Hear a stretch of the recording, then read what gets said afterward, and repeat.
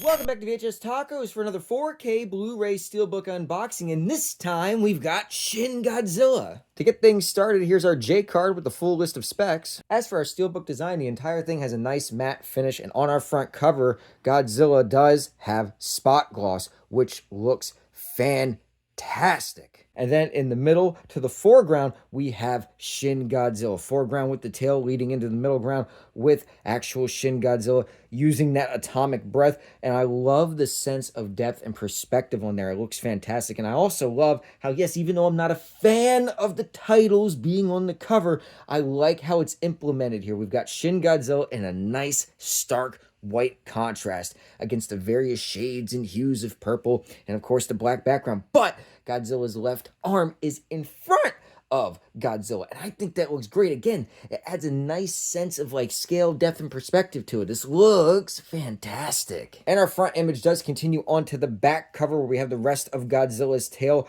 in the foreground going into the middle ground. And this is another black background. We still have more of the atomic breath, but I love how off on the left, we've got the flames and the inferno coming from it. And then if you squint hard enough, you can see a little bit of studio mumbo jumbo at the bottom. As for our spine, the black background does continue. We've got the G-Kids logo up top, followed by a little bit of atomic breath. Shin Godzilla, again, stark white contrast against that background really helps make this thing pop. And then at the bottom, we do have some of the Godzilla tail, and then we have a Toho logo along with the UHD logo.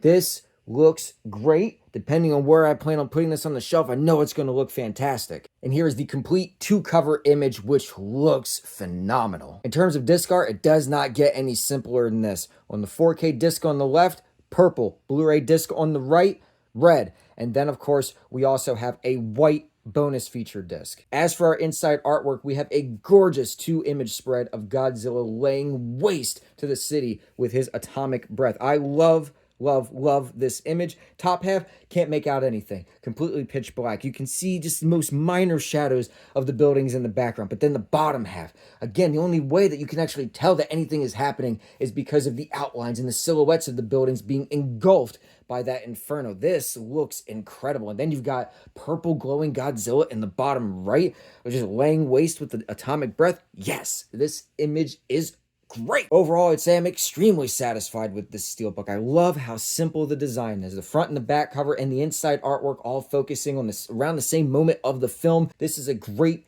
looking Steelbook. As of the time of this recording, it is the Friday before release. I was very fortunate enough to get my hands on this 4 days early, thanks to a pre-order from Groove.com, who is currently showing this as out of stock. Now, this is still available to pre-order through the usual suspects, such as Walmart, Amazon, and Target, with whatever they've got going on with that price there. Now, if this Steelbook doesn't float your boat, the Godzilla shop does have a collector's edition, which is very similar in style to the collector's edition that we got for -1, including being the only outlet so far that includes a black and white version of Shin Godzilla. Now, if you guys managed to get your hands on a copy of this early, or if you pre-ordered that collector's edition, of course, let us know down in the comments below. And until next time, guys, this has been VHS Taco signing off. I can't think of a better way to spend my Friday night.